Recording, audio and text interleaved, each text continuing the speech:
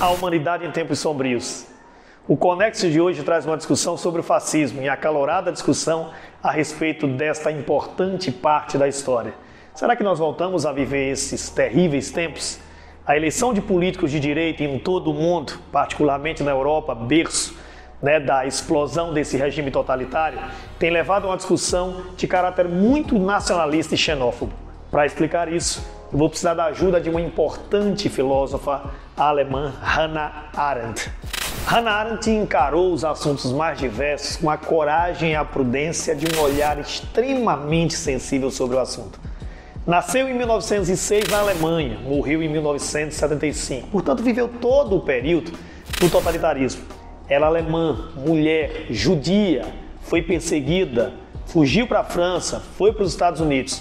E lá começou a escrever toda a sua trajetória fantástica que tem no clássico livro As Origens do Totalitarismo, toda a característica de informação a respeito desse fenômeno totalitário. Fato 1. A liberdade como condição política. Para Arendt, o espaço político diz respeito às realizações humanas em um mundo plural e comum a todos os homens. No pensar político da autora, a pluralidade humana comporta homens distintos. Arendt vê a dimensão política como o mundo das aparências, como palco responsável por onde os homens podem desfilar a partir de todas as suas concepções. Seguindo a tradição grega, através da ideia de que os homens são possuidores de direitos, Arendt percebe que esse mundo político pode ser o elemento consubstanciador exatamente da ideia do homem detentor de direitos e que, independentemente da nacionalidade, ele precisa ser respeitado. Fato 2. A ideia de sociedade de massa. Durante os tempos sombrios do século XX, a humanidade passou a experimentar algo que não tinha vivido no século XIX, em razão do desenvolvimento dos meios de comunicação: o homem de massa.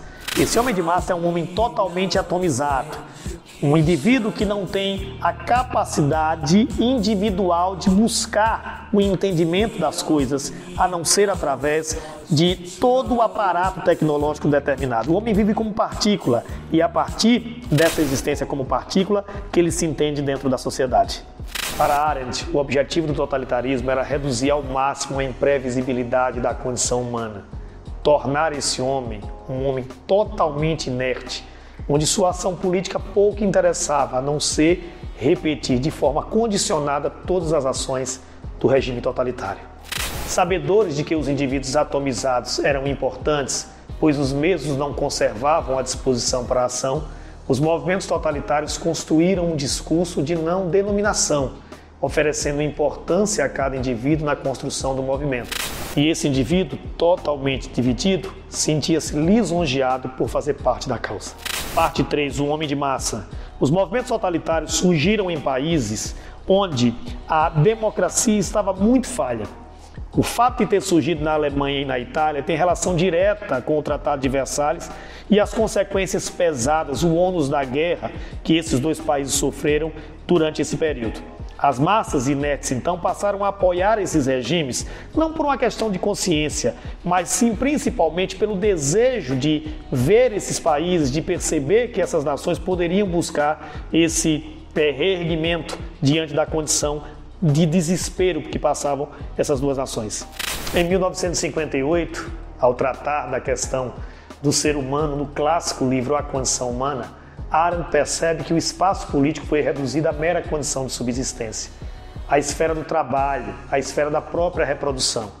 Ela entende então que a política passou a ser apenas o espaço onde o Estado passa a ter o controle sobre o indivíduo, destoando de toda a característica determinada pela filosofia iluminista, que entende que a sociedade civil é o pressuposto do Estado, isto é, de que os homens criaram o Estado para poder buscar a igualdade entre os próprios homens. O entendimento de como a sociedade pode compreender o sistema é analisado na obra Eichmann em Jerusalém.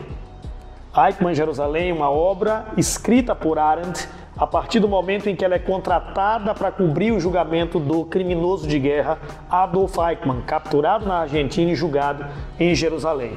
A partir desta obra, ela começa a falar na ideia de banalidade do mal. Ela pretende não mais encarar o mal como algo indescritível, como uma impossibilidade, mas sim tentando entender o que é o mal, longe da perplexidade que ele pode causar. E analisando o caso de Eichmann, ela percebe que o mal pode ser algo comum, pode estar na mais medíocre criatura. Ele era o mais comum dos homens, educado, inteligente e o mais intrigante. Afirmava que particularmente não era antissemita, era apenas um cidadão cumpridor das leis.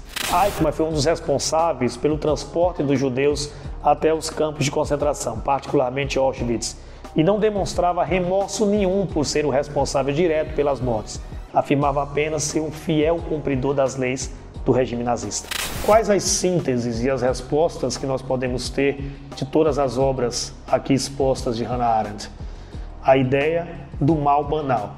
A resposta que a pensadora busca quando vai cobrir o julgamento de Adolf Eichmann é como é que o ser humano pode não ter remorso e pensar diante de um quadro de tanta crueldade como foi exposto nos campos de concentração.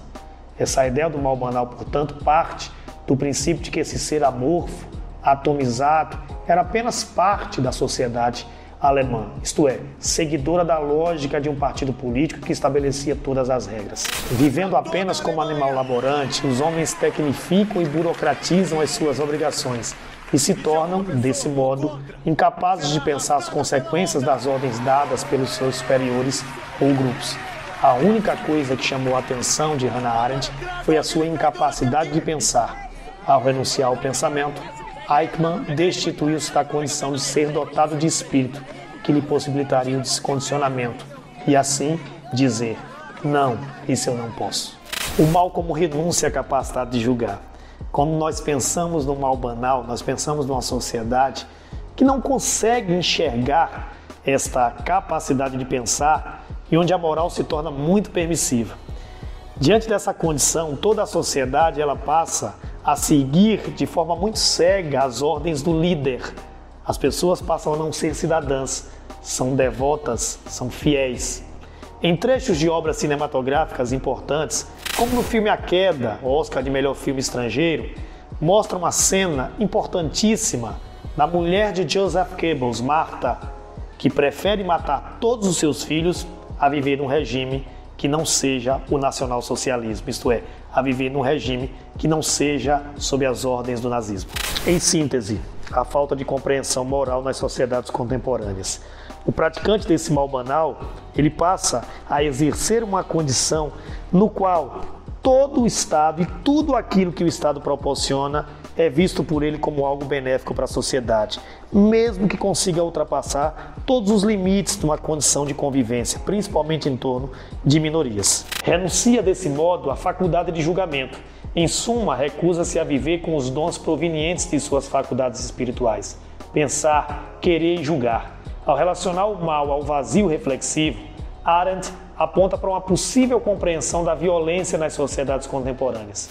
Nessas sociedades, realiza-se o mal contra todos aqueles que são considerados minorias, ou que não fazem parte da estrutura do Estado. Apátridas, imigrantes, mulheres, negros, indígenas, todos eles passam a ser a parte de uma sociedade que não tem sequer uma existência. Vivemos esses tempos sombrios. Não tenha dúvida que precisamos eliminá-los. A educação mundial pós-Auschwitz tem uma relação direta com um compromisso que a humanidade tem que buscar. Um compromisso moral de entender que Auschwitz precisa ser lembrada, mas que não pode, sob hipótese nenhuma, ser novamente vivenciada. Aquilo é o fundamento de toda a existência humana e o fundamento de um homem que precisa pensar que a convivência com as diferenças parte principalmente da ideia de que o primeiro direito é o direito a ter direitos.